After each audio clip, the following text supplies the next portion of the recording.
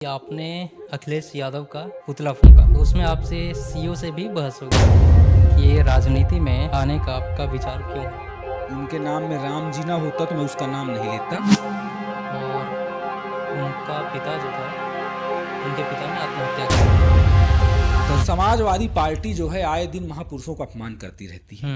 देखिए, किसी से छिपा नहीं है कि जो अयोध्या के अंदर राम मंदिर बनी है उसका किस प्रकार से इन्होंने विरोध किया है।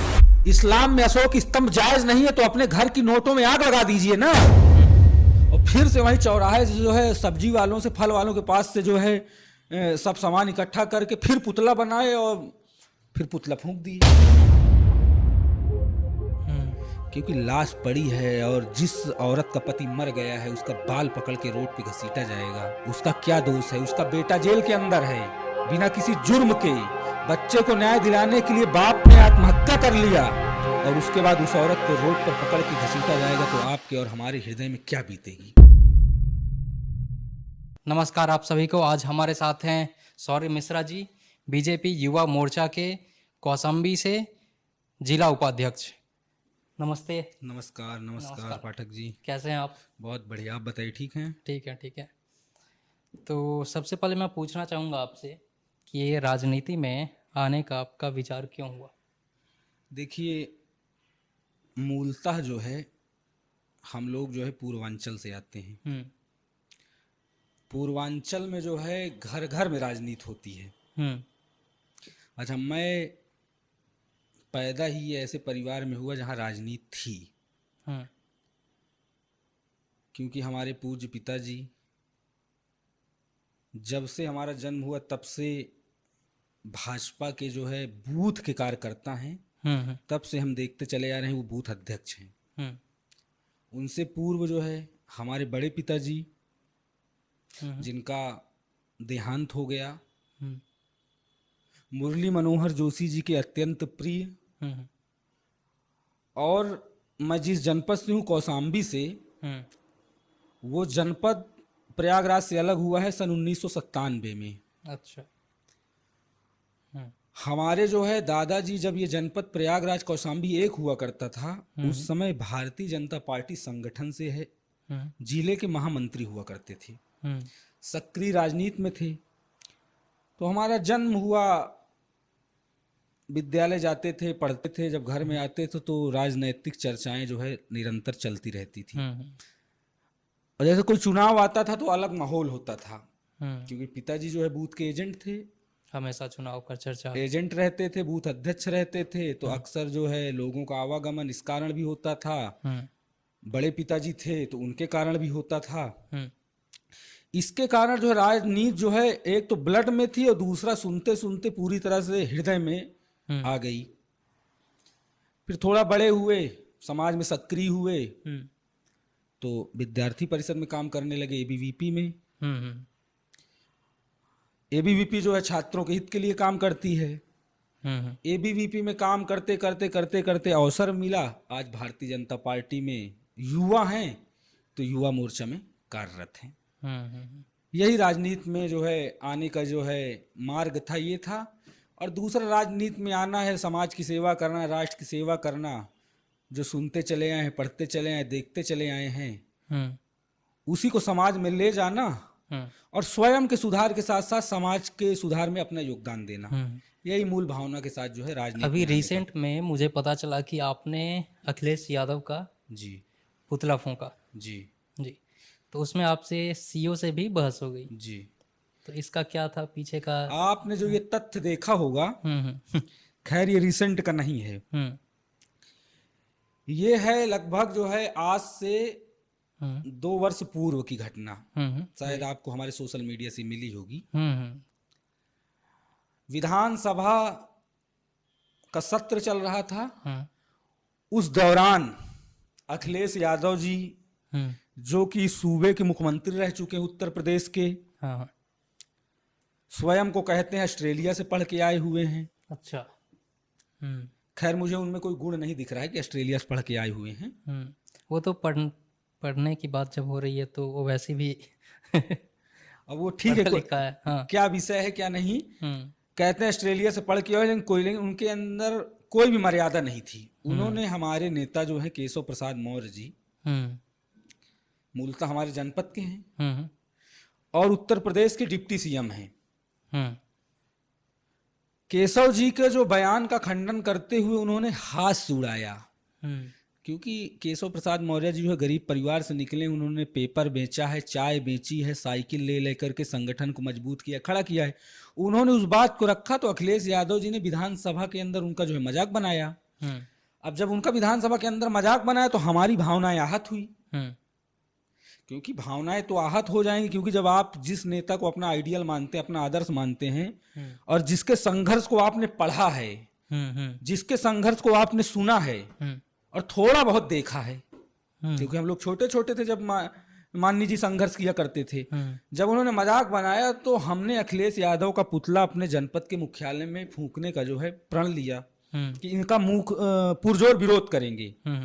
और हमने अखिलेश यादव जी का जब पुतला फूंकने के लिए अपने युवा साथियों के साथ जब अपने मुख्यालय के चौराहे में पहुंचते हैं तो वहां के एक सीओ हुआ करते थे सर्कल के, मैं उनका नाम नहीं लूंगा, वो आकर के हम लोगों के हाथ से जो है पुतला छीन लेते हैं। अच्छा, अगर पुतला उतला नहीं फूंकना है, लॉ एंड ऑर्डर खराब कर रहे हो।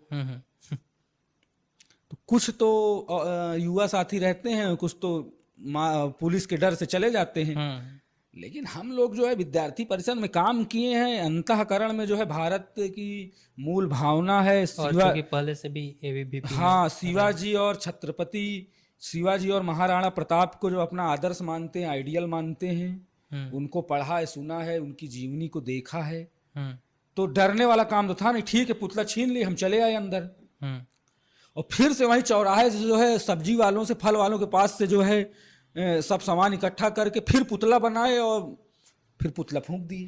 अब भाई सीओ ने मना किया और सीओ के मना करने के बाद भी हमने पुतला फूंक दिया तो भाई कोई अधिकारी होगा चिढ़ जाएगा, वो आके हमसे जो है उल्टा सीधा बोलने लगे कि जेल के अंदर डाल देंगे, अच्छा, बंद कर देंगे, सारी हेकड़ी निकल जाएगी, जितने बड़े नेता बन रहे हो सब नेतागिरी घुस जाएगी। उन्होंने हमसे ऐसे कहा जो है, हमने कहा कि ठीक है आप जेल में डाल दीजिए, हमको बंद कर दीजिए, जहां इच्छा है वहां ले चलिए। ना तो मैंने किसी को छेड़ा है, ना मैंने किसी की हत्या की है, ना मेरे ऊपर बलात्कार का आरोप है, ना मेरे ऊपर पूर्व में कोई मुकदमा है। अरे भाई आप हमको ले चलिए, हम लोग राजनीति कर रहे हैं, क्या होगा, राजनीतिक मुकदमा आप लिखेंगे।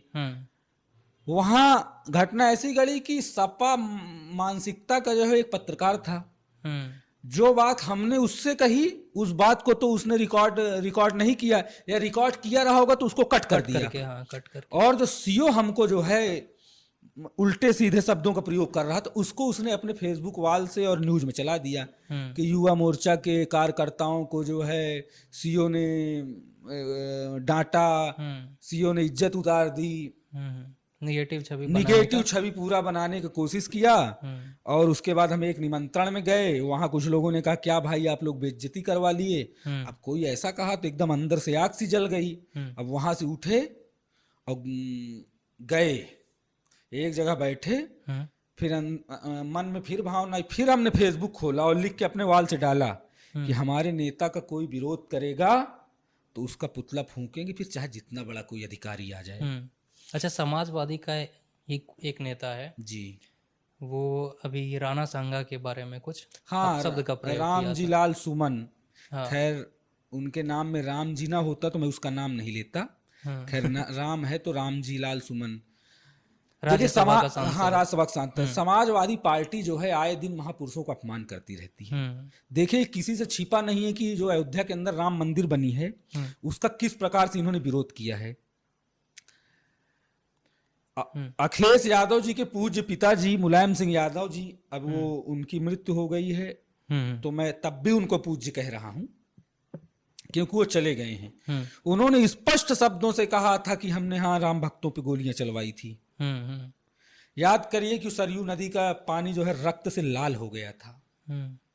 ये वही लोग हैं जो भगवान राम पर प्रश्न चिन्ह उठाते हैं। ये वही लोग हैं जो स्वयं को कहते हैं यदुवंशी, लेकिन कभी मथुरा की बात नहीं करते, कभी नहीं। ये वही लोग हैं जो आए दिन तुलसीदास जी का अपमान करेंगे, आए दिन भगवान राम का अपमान करेंगे, आए दिन राणा सांगा का अपमान करेंगे, रामजीलाल राणा सांगा का अपमान कर रहा है और अखिलेश यादव जी उसको प्रोत्साहित कर रहे हैं। राणा सांगा का अपमान केवल क्षत्रियों का अपमान नहीं है, राणा सांगा का अपमान भारत की अस्मिता का अपमान है। राणा सांगा वो वीर पुरुष थे कि जिन्होंने अपने हृदय में, अपने शरीर में तमाम घावों को बर्दाश्त करते हुए मलेच्छों और मुगलों के सामने झुके नहीं, आक्रांताओं के सामने झुके नहीं, युद्ध लड़े। और ऐसे महापुरुष का अपमान किया जाना ये कतई बर्दाश्त नहीं किया जाएगा, इसकी घोर विरोध होगा। और याद रखें, अखिलेश यादव और रामजीलाल सुमन और करनी सेना के राष्ट्रीय अध्यक्ष हैं जी, उनका भी समर्थन मिला था वीर प्रताप सिंह का आपको। करणी सेना के जो राष्ट्रीय अध्यक्ष हैं वीरू भाई, उनका समर्थन तो हमको कौशाम्बी के एक प्रकरण में मिला था। अच्छा। लेकिन राणा सांगा के अपमान करने वाले को कौशाम्बी में कुछ गलत आरोप में फंसाए जाने को हाँ, वो अलग अलग कोइंसिडेंस है। ये जो राणा सांगा का अपमान जब किया रामजीलाल सुमन ने, तो राणा सांगा के घर में घुस गई करणी सेना। अच्छा। वहां पे पुलिस ने लाठीचार्ज किया जो है करणी सेना के पदाधिकारियों के ऊपर, वीरू भाई के ऊपर, हरियाणा के अपने कुछ भाई थे उनके ऊपर। उसके बाद जो है आगरा में बड़ा उग्र आंदोलन हुआ रामजीलाल सुमन के विरुद्ध। और जब जब हमारे महापुरुषों को अपमानित किया जाएगा तब तब हम लोग उसके विरुद्ध में खड़े होंगे, चाहे जितना बड़ा नेता होगा। हाँ। और कौशाम्बी में एक किसी लड़के को फंसाया गया गलत आरोप में जी, और उनका पिता जो था, उनके पिता ने आत्महत्या कर ली। जी हाँ, ये उत्तर प्रदेश में मानवता को बड़ी शर्मसार करने वाली एक घटना हुई है। शायद भारत के इतिहास में ऐसा कभी नहीं हुआ होगा। उसमें भी आपने न्याय दिलाने का पुरजोर कोशिश किया। हमने न्याय दिलाने क्या काम किया?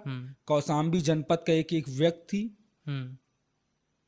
जो सच के साथ खड़ा था, और बल्कि ये घटना जो है प्रदेश के देश लेवल तक चली गई थी, क्योंकि भारत के इतिहास में ऐसा आज तक शायद नहीं हुआ होगा कि अपने बेटे को जो न्याय दिलाने के लिए किसी व्यक्ति को अपने शरीर में सुसाइड नोट लिख करके मर जाना पड़ेगा। क्या था इसके पीछे का पूरा कहानी? इसके पीछे कारण था कि कौशाम्बी जनपद में एक गांव है लोहंदा। लोहंदा गांव में जो है दो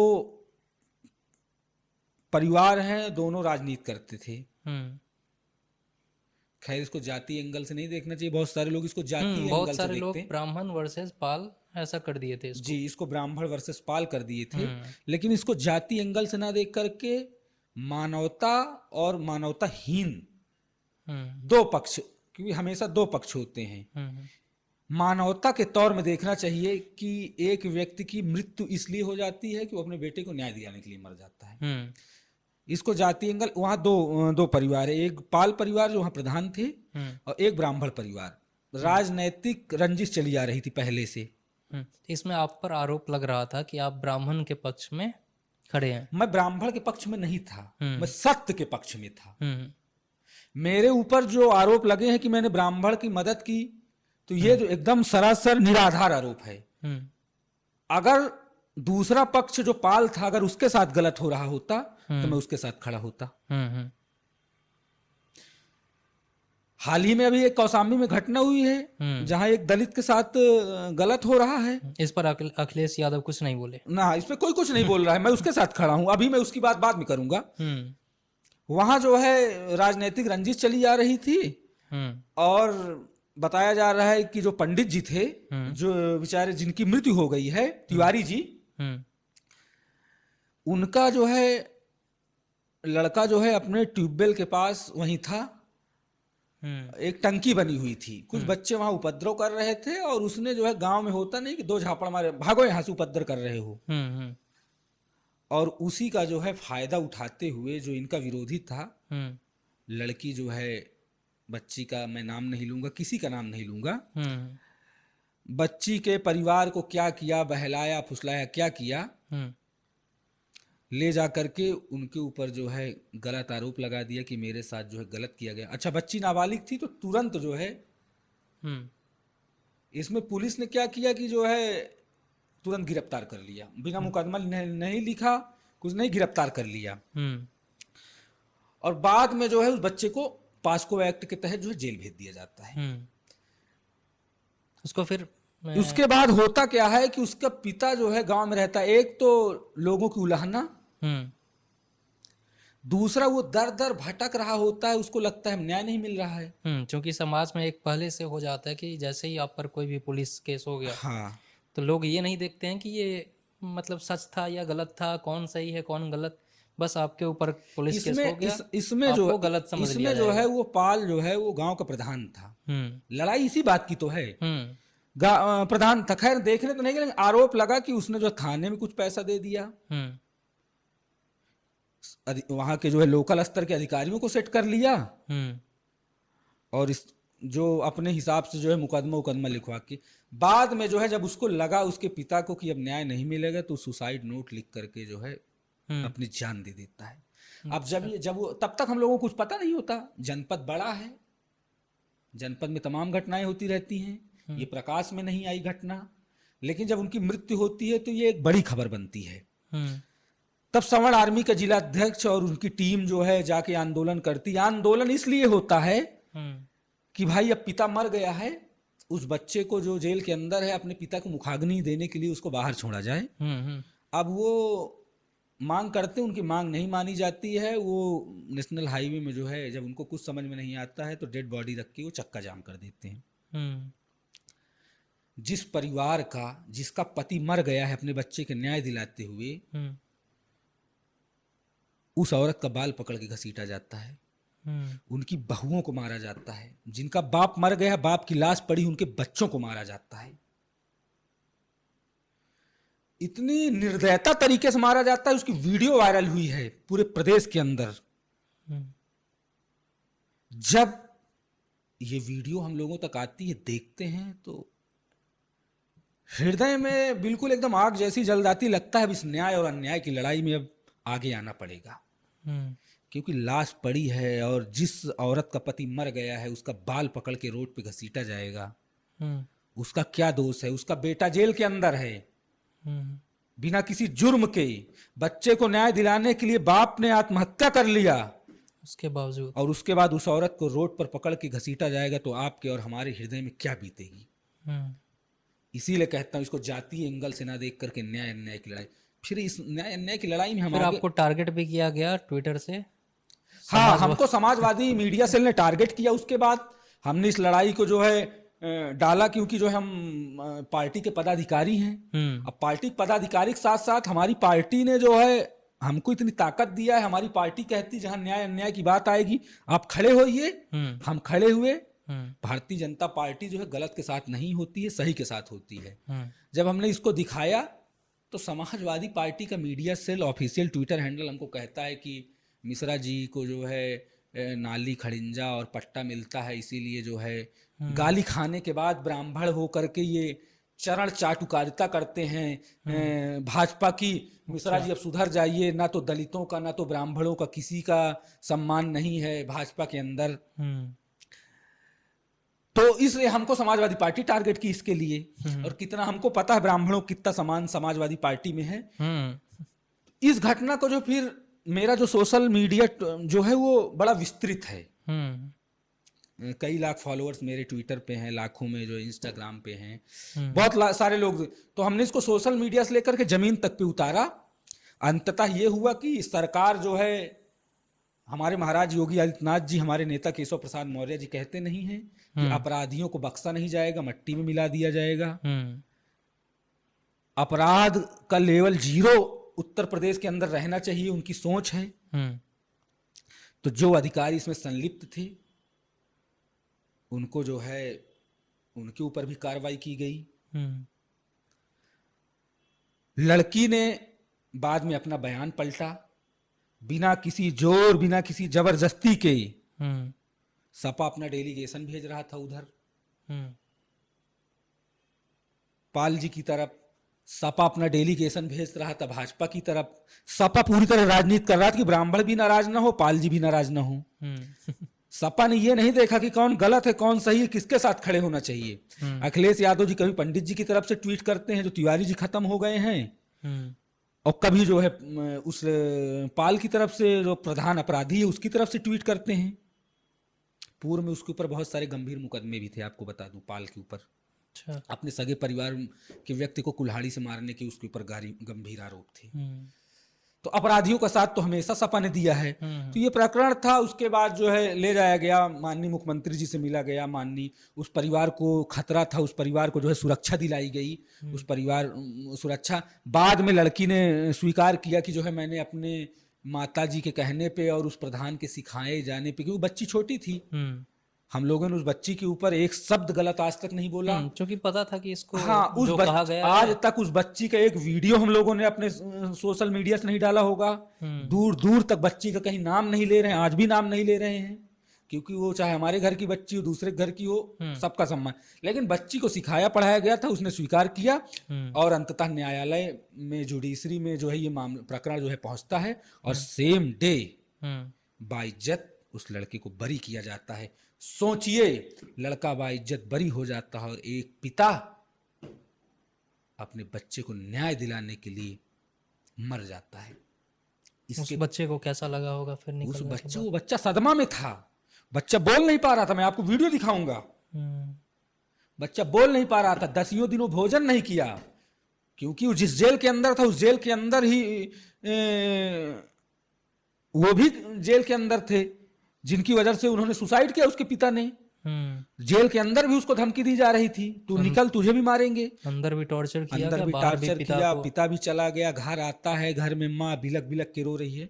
तो ये घटना जो है बड़ी थी, और मुझे इस बात की संतुष्टि है कि राम बाबू तिवारी जो मृत हो गए हैं, हम उनको तो वापस नहीं ला पाएंगे, लेकिन मुझे सदैव इस बात की संतुष्टि रहेगी कि राम बाबू तिवारी जिस लिए आत्महत्या किए, जिस लिए अपने प्राणों का बलिदान दिए, कि उनका बेटा भाई निर्दोष है।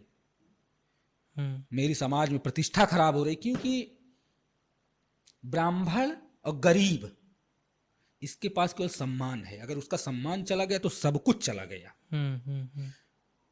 राम बाबू तिवारी ने अपने सम्मान के लिए, अपने बच्चे के न्याय के लिए अपने को कुर्बानी दे दिया।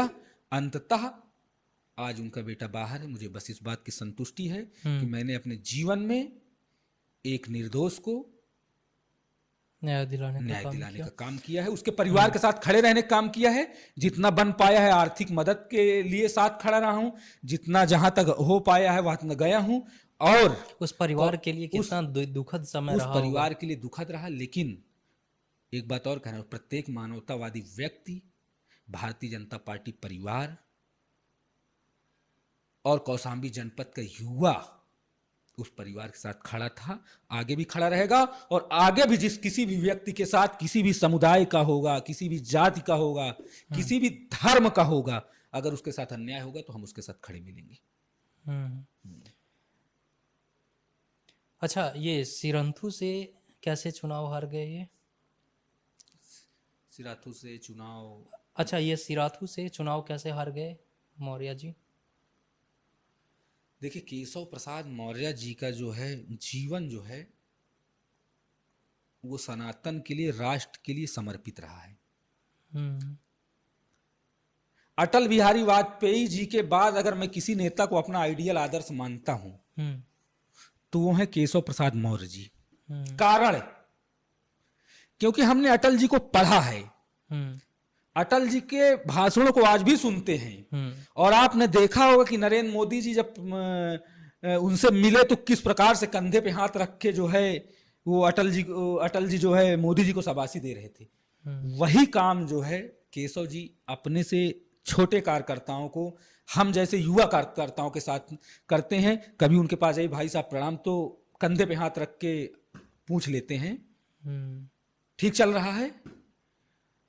अब आप समझिए कि हम जैसे छोटे कार्यकर्ताओं के कंधे पे या गाल में कोई बड़ा नेता या जिसको हम अपना आइडियल मानते हो हाथ लगा देगा तो हमारा तो सीना चौड़ा हो जाएगा। अभी अभी मैंने देखा था एक वीडियो, उसमें ये राहुल गांधी को जी उसका कोई समर्थक ही था, टच किया, जी। उसके बाद फिर वो ऐसे कपड़ा साफ कर लिया।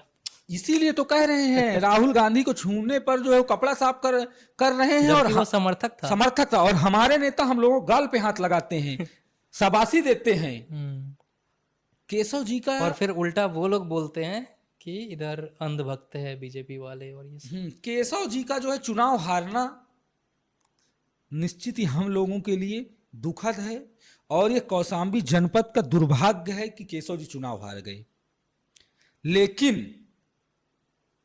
केशव जी सिराथू तो हार गए, ये बात ठीक है, लेकिन केशव जी पूरा प्रदेश जीत गए। केशव जी 2017 में प्रदेश अध्यक्ष होते हैं, और उत्तर प्रदेश में विधानसभा का चुनाव होता है, और आज तक के इतिहास में इतनी सीट कोई भी पार्टी उत्तर प्रदेश में नहीं जीती है। अच्छा।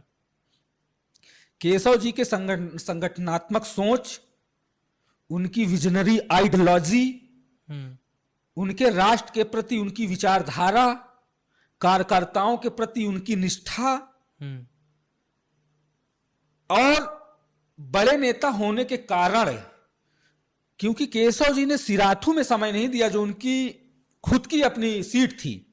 उठा के देख लीजिए, पूरे प्रदेश भर में उन्होंने रैलियां किया, पूरे प्रदेश भर में प्रत्येक विधायकों के लिए उन्होंने रोड शो किया, प्रत्येक विधायकों के लिए वो घर घर जाकर के वोट मांगे, क्योंकि उनको तो पूरा प्रदेश जीतना था ना। अगर उनको लगता कि केवल मैं अपनी सीट जीत जाऊं तो अपने ही क्षेत्र में अपना ही प्रचार कर रहे होते। लेकिन उन्होंने पूरा प्रदेश जीता, सिराथू हार गए, ये हमारे लिए दुर्भाग्य रहा। लेकिन चुनाव हारने और जीतने से किसी नेता के व्यक्तित्व में कोई कमी नहीं आती। मैं आपको इतने बड़े बड़े नाम बता दूंगा, चाहे वो अटल बिहारी वाजपेयी हो। उन्होंने खुद कहा था कि सरकारें आएंगी जाएंगी, विषय अलग है। अटल बिहारी वाजपेयी जी स्वयं चुनाव हारे हैं। बाबा साहब भीमराव अंबेडकर चुनाव हारे हैं। इंदिरा गांधी जी चुनाव हारी हैं। खैर वो अलग की बात, इंदिरा गांधी चुनाव हारने के बाद इमरजेंसी लगा देती हैं। इंदिरा गांधी जी चुनाव हारी हैं। मैं आपको पता नहीं न जाने कितने नाम बता दूंगा, बड़े बड़े नाम जो चुनाव हारे हैं। लेकिन क्या चुनाव हार जीत से किसी व्यक्ति के व्यक्तित्व में कमी आनी चाहिए? नहीं। हार में क्या जीत में किंचित नहीं, भयभीत में कर्तव्य पथ पर जो मिला, ये भी सही वो भी सही, हार नहीं मानूंगा रार नहीं ठानूंगा, अटल जी की पंक्तियां हैं। तो केशव जी बड़े नेता हैं, कार्यकर्ताओं के नेता हैं, जनता के नेता हैं, और सनातन की मूल धारा के नेता हैं। आप सोशल मीडिया पर हिंदुत्व के लिए और जो सही है, सही का समर्थन हमेशा करते हैं जी, और आवाज आपका बुलंद रहता है वहाँ। तो इसको लेकर बहुत सारे लोग आपको टारगेट भी करते हैं। बिल्कुल टारगेट करते हैं। उसके बाद फिर कुछ लोग ब्लॉक भी किए हैं। हाँ, बड़े बड़े नेता मुझे ब्लॉक किए हैं। संजय सिंह हो गए, हाँ, आम आदमी पार्टी के संजय सिंह जी किए हैं। उसके बाद फिर शिवसेना के, कांग्रेस के, सपा के बड़े नेता। क्योंकि देखिए, समाजवादी मीडिया सेल तो कोई अनपढ़ व्यक्ति चला रहा है। जब ये जवाब नहीं दे पाते, जब ये राष्ट्र का विरोध और देश का विरोध करते हैं, राष्ट्र विरोधी देश विरोधी गतिविधियों में अपना समर्थन प्रकट करते हैं, तो हम जैसे लोग जो सोशल मीडिया में सक्रिय रहते हैं, इनको पलटवार करते हैं। और जब ये लोग जवाब नहीं दे पाते हैं, अच्छा आदित्य ठाकरे ये सब अपने बाप की बनाई हुई बपौती पे राज कर रहे हैं। कभी इन्होंने जमीन पे मेहनत तो किया नहीं होगा। आदित्य ठाकरे जैसे युवाओं को क्या आवश्यकता है मुझे ब्लॉक करने की? लेकिन जब ये राष्ट्र विरोधी गतिविधियों में कुछ लिखेंगे, अपना समर्थन देंगे, और जब हम इनको टारगेट करेंगे, इनके विरुद्ध बोलेंगे, तो इनके पास कोई जवाब नहीं होता है। जब इनके पास कोई जवाब नहीं होता है तो इनके पास एक ऑप्शन बचता है, ब्लॉक कर देना, जिससे हम इनसे दोबारा सवाल ना कर पाए। अभी रिसेंट में जी ये अशोक स्तंभ वाला जो हुआ, तो इसमें जो भी विरोधी पार्टी है, जी जो भी सरकार में नहीं है, तो मैं किसी को नहीं देख रहा हूँ कि वो उसके अगेंस्ट कुछ बोला हो। बिल्कुल। हाल ही में जम्मू कश्मीर में अशोक स्तंभ जो हमारे राष्ट्र का प्रतीक है, अशोक स्तंभ बचपन से लेकर के मृत्यु तक कहीं ना कहीं, क्योंकि राष्ट्र का प्रतीक है तो आपसे जुड़ा है। सचिवालय से लेकर के मुख्यालय तक, न्यायालय से लेकर के गांव तक, नोट से लेकर के ओट तक, हर जगह आपको अशोक स्तंभ मिलेगा। अशोक स्तंभ का अपमान कौन कर रहा है? देश में रह रहे वो दहशतगर्द जो इस देश को शरिया के आधार पर चलाना चाहते हैं, जो इस देश में संविधान को तो नहीं मानते लेकिन अपनी एक किताब है जिसको कुरान कहते हैं उसको मानते हैं। इस देश में तालिबानी सोच को बढ़ाना चाहते हैं। वो सरकारी पैसे से एक दरगाह का रेनोवेशन होता है, उस रेनोवेशन में एक शिलापट लगाया जाता है, शिलापट में छोटा सा अशोक स्तंभ होता है। इससे उनको इतनी एलर्जी हो गई कि सनातन का विरोध करते करते, हिंदुत्व का विरोध करते करते अब तुम इस पे आ गए हो कि देश का विरोध, देश के प्रतीक चिन्हों का विरोध कर रहे हो। उसका इन विरोध नहीं, इन विरोध करने वालों से मैं ये पूछना चाहता हूं कि जब तुम मक्का में हज की यात्रा में जाते हो तो तुम्हारे शरीर से सारे वस्त्र हटवा दिए जाते हैं। इनकी किताब में होगा, नए 2 वस्त्र आप, पुरुषों के लिए है ऐसा, नए 2 वस्त्र आप एक नीचे पहन के एक ओढ़ के जाते हो। तुम्हारे गर्दन में एक जो है बैग टंगा होता है, उसमें भारतीय गणराज्य का पासपोर्ट होता है और उस पासपोर्ट में छपा हुआ अशोक स्तंभ होता है। तुम्हारी क्षमता है तो लगा दो निकाल के आग अपने घर से उस पासपोर्ट को। अगर इनकी औकात है तो गांधी जी के साथ हर नोट में अशोक स्तंभ होता है। जितने घर में इनकी नोटें उसको फूंक दें, लेकिन ऐसा नहीं करेंगे। सोच, जाहिलियत और सनातन का विरोध, देश के विरोध है पूरा। जहां ये जाते हैं जी, उस जगह को बर्बाद करना हमेशा से रहा है भाई। वही काम तो इन्होंने किया है। आज जम्मू कश्मीर भाजपा सरकार में फलीभूत हो रहा है, फल रहा है, आगे बढ़ रहा है, लेकिन दहशतगर्द नहीं चाहते हैं ना कि ये चीजें हो पाए। और तथागत गौतम बुद्ध की आत्मा से लेकर के अशोक सम्राट की जो है शक्तिशाली सोच से लेकर के वर्तमान के भारत, अखंड भारत, बढ़ता इंडिया और मोदी जी की विचारधारा तक अशोक स्तंभ हमारी भावना, हमारी आत्मा, राष्ट्र के गौरव से साथ जुड़ा हुआ है। हम इस प्रकार का अपमान कतई बर्दाश्त नहीं करेंगे। हम आपके माध्यम से गृह मंत्री, होम मिनिस्टर अमित शाह जी से निवेदन करते हैं कि ऐसे दहशतगर्दों के खिलाफ कठोर से कठोरतम कार्रवाई करना चाहिए। और रही बात दूसरी विपक्षी पार्टियों की, तो नहीं बोलेंगी क्योंकि उनका वोट खसक जाएगा। नहीं बोलना तक तो चलिए कोई दिक्कत नहीं है। एक मौलवी आया जी, समर्थन कर रहा है ऐसे चीजों को। वो कह रहा है कि ये इस्लाम में जायज नहीं है। क्या इस्लाम में जायज नहीं है? इस्लाम में जायज ब्याज नहीं है। इस्लाम में जायज ब्याज नहीं है। मौलवी से बोलिए ना, भारत के अंदर जितनी भी बैंकिंग व्यवस्था है सब ब्याज आधार पर निर्धारित है। या तो आप बैंक से पैसा लेंगे तो ब्याज देंगे, और बैंक में पैसा डालेंगे आपका रहेगा तो वो आपको ब्याज देगी, देती है। तो बंद कर दे बैंक का यूज पूछिए ना, करना। बैंक बंद कर दें। इस्लाम में अशोक स्तंभ जायज नहीं है तो अपने घर की नोटों में आग लगा दीजिए ना। अरे इस्लाम में तो ये भी नहीं जायज है कि आप जो है काफिरों के साथ रहिए। इस्लाम में तो बहुत कुछ नहीं जायज है। इसी इस्लाम के नाम पर आपने देश के विभाजन करा दिया, टुकड़े करा दिए। क्यों नहीं चले जाते हैं आप पाकिस्तान में रहने के लिए? ऐसे लोगों को धक्के मार करके, ऐसे मौलाना और मौलवियों को जो देश के विरुद्ध हैं, उनको पाकिस्तान भेज देना चाहिए।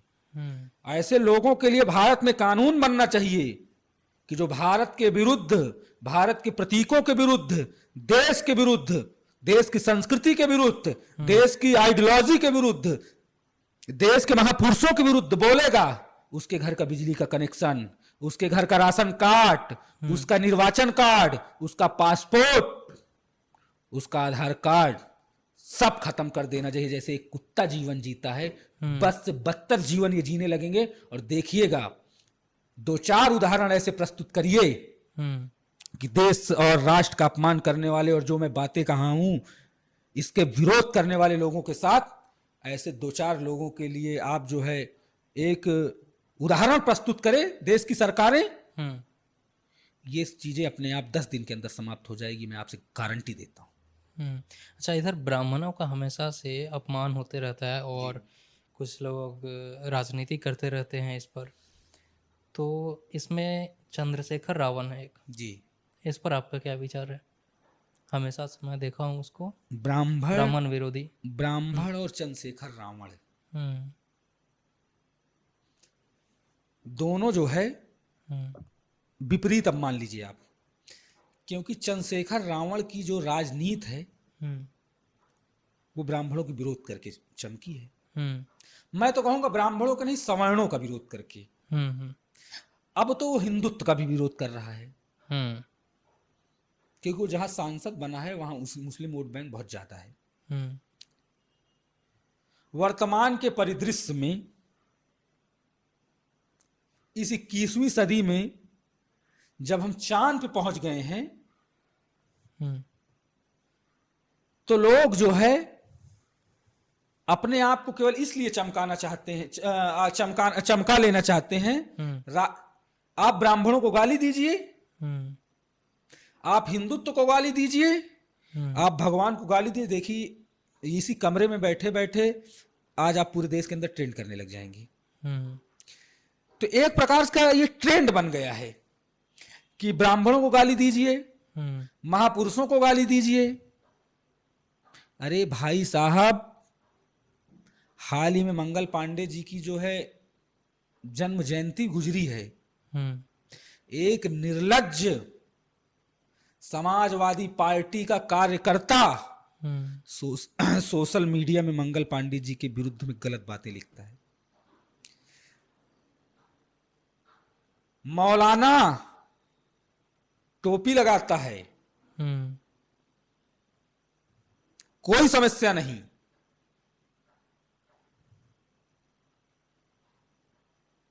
छत्री तलवार लेता है, कोई समस्या नहीं। या और लोग तमाम चीजें करते हैं, कोई समस्या नहीं। लेकिन चंद्रशेखर आजाद जी ने जनेऊ पहन लिया और उनकी जनेऊ वाली फोटो मार्केट में आती है तो लोगों को इससे समस्या हो जाती है। स्वतंत्रता संग्राम की पहली गोली अगर मंगल पांडे ने न चलाई होती तो उनका विरोध करने वालों को मैं कहना चाहता हूं कि आज भी तुम अंग्रेजों के सड़े हुए जूते का पानी पी रहे होते। तुम ब्राह्मणों का विरोध करते करते इतने बावरे हो गए हो कि महापुरुषों का विरोध करने लगे तुम। क्या मंगल पांडे ने, चंद्रशेखर आजाद ने, राम प्रसाद बिस्मिल ने, वीर दामोदर सावरकर ने और बाल गंगाधर तिलक ने, सुभाष चंद्र बोस ने, कितने नाम मैं गिनाता चला जाऊंगा, खत्म नहीं होगा। इतने नाम गिना दूंगा। जब ब्राह्मणों की बात आप कर रहे हैं तब मैं महापुरुषों को जाति के बंधनों में नहीं बांधना चाहता, लेकिन जब लोग टारगेट करते हैं तो मुझे बोलना पड़ेगा। हम नहीं बोलेंगे तो बोलेगा कौन? कहते नहीं है कि अगर आपको लगता है ये बगावत है तो मैं बागी हूं। तो अगर इनका अपमान करेगा कोई महापुरुषों का जातियों के बंधन में बांध करके, क्या मंगल पांडे, चंद्रशेखर आजाद, जिन लोगों को मैंने नाम लिया है, क्या इस देश के लिए बलिदान इसीलिए दिया गया है कि हमारे जिन बच्चों जिनके लिए हम अपनी आहुति दे रहे हैं कल को हमको अपमानित करेंगे? अरे डूब मर जाना चाहिए ऐसे लोगों को चुल्लू भर पानी में। इनको तो शकल नहीं दिखानी चाहिए समाज में, जो महापुरुषों को जात के बंधन में बांध करके अपमानित करने का काम करते हैं। अरे सुभाष चंद्र बोस जैसे लोगों ने इस राष्ट्र के लिए, चंद्रशेखर जैसे लोगों ने देश बचा रहे लड़ते लड़ते अंग्रेजों से स्वयं को गोली मार ली, क्योंकि वो अंग्रेजों की गोली से मरना नहीं चाहते थे। है तुम्हारे अंदर सामर्थ्य कि स्वयं से बंदूक उठाओ और देश के लिए स्वयं को गोली मार लो? मलते रह गए हाथ शिकारी, उड़ गया पंछी मार कटारी, जियो तिवारी जने उधारी। चने उतारी। तो वही बात है कि आज आप ट्रेंड में आना चाहते हैं, आज अपना नाम बनाना चाहते हैं, आप अपने फॉलोअर्स बढ़ाना चाहते हैं, आप चाहते हैं लोग आपको जानने लगें, आप ब्राह्मणों को गाली दीजिए, आप हिंदू संस्कृति को गाली दीजिए, आप महापुरुषों को गाली दीजिए और आप ट्रेंड में आ जाएंगे। अच्छा, मैं एक चीज़ देखा हूँ,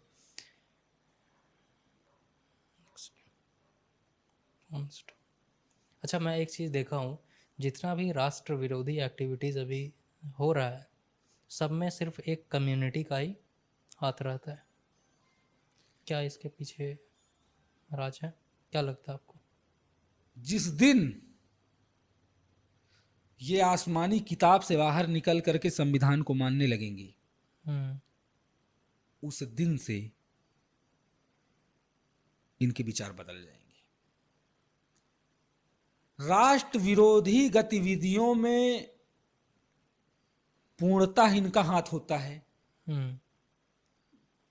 पीएफआई जैसे संगठन, पॉपुलर फ्रंट ऑफ इंडिया, वो तो बैन हो चुका है, अभी बैन हुआ है हाल फिलहाल में। वो तो हाल फिलहाल में बैन हुआ है ना भाई।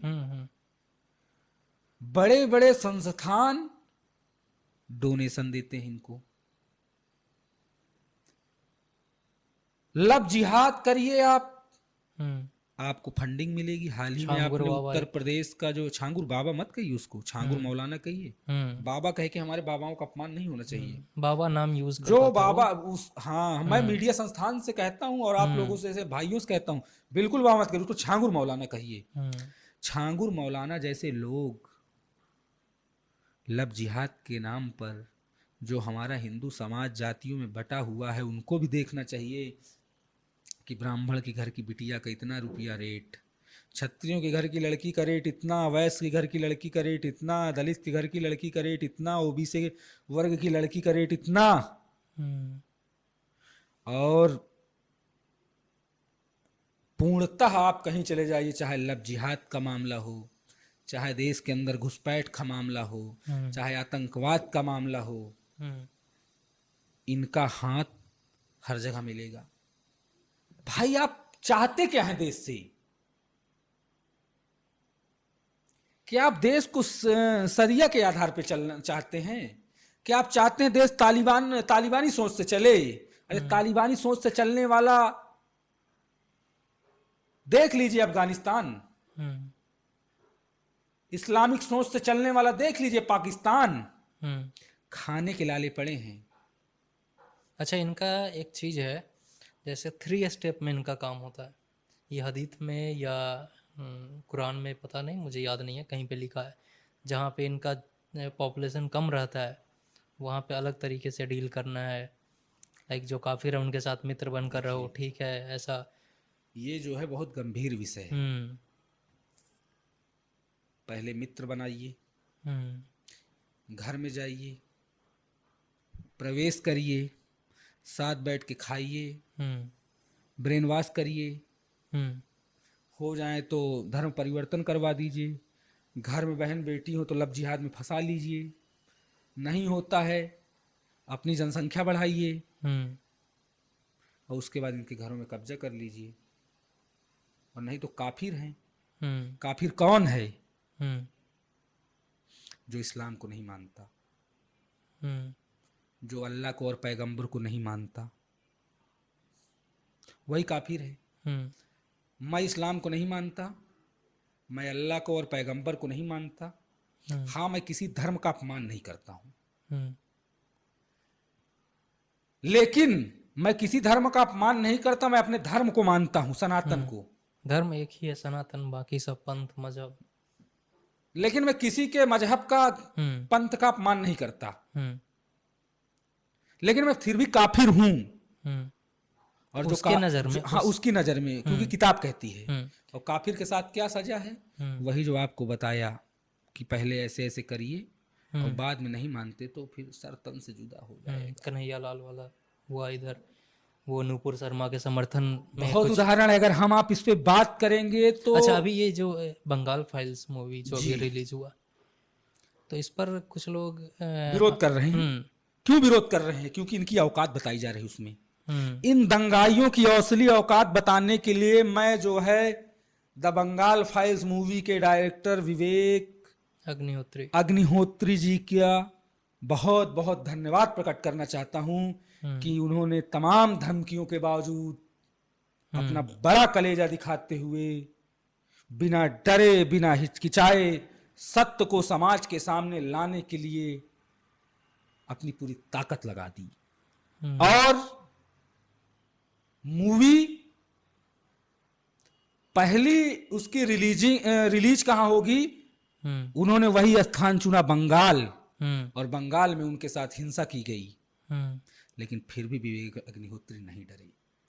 उन्होंने एक मूवी और दिखाया था, द कश्मीर फाइल। हम्म उसके बाद किस प्रकार से लोगों की आंखें खुली, हम्म और अब वो द बंगाल फाइल्स दिखा रहे हैं आपके माध्यम से, इसीलिए ये लोग सोशल मीडिया के माध्यम से। विरोधी डरते हैं कि कहीं मूवी देखकर इन्हें सच्चाई न पता चल जाए। वही मैं कहना चाहता हूँ जैसे आपके कश्मीर माध्यम फाइल से। से रिलीज हुआ, हाँ बहुत लोगों को सच्चाई पता जी, चला। पहले पिक्चरें बनती थी, पंडित जी को पोंगा पंडित दिखाया जाता था, बाबा को बलात्कारी दिखाया जाता था, हम्म ठाकुर साहब को बलात्कारी दिखाया जाता था, घोड़े से आए और इज्जत लूट के लेके चले गए।